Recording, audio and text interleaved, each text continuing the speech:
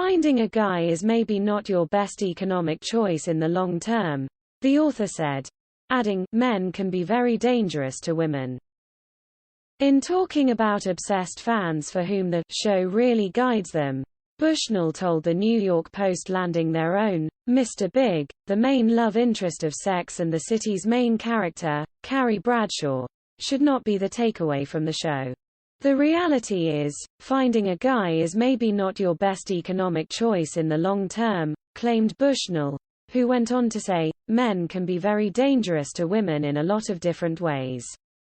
We never talk about this, but that's something that women need to think about.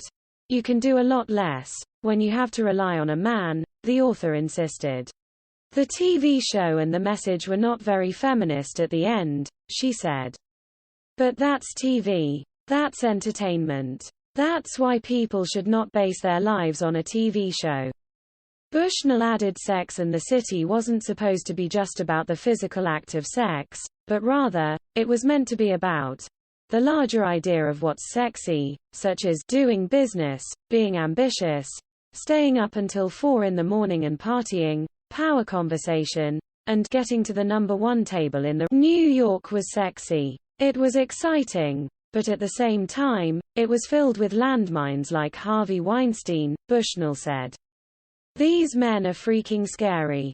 I would actually look at these guys and I would think, how could the women even be around there? The TV show, which aired from 1998 to 2004 on HBO and spawned 2 feature films, was based off Bushnell's book Sex and the City, which itself was adapted from a dating column she wrote for The Observer from 1994 to 1996.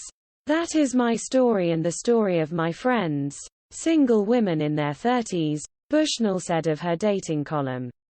We hadn't seen this character before. The woman who was exploring her own life, her options. She wasn't getting married in her 20s and having kids. It was about a new woman who comes to New York to make it like a man, the author added. Bushnell, who has never had children herself, was 43 when she married Charles Asgard, a New York City ballet dancer 10 years younger than her. The couple divorced after 9 years, amid reports of his alleged affair with ballerina Georgina Pazkogan.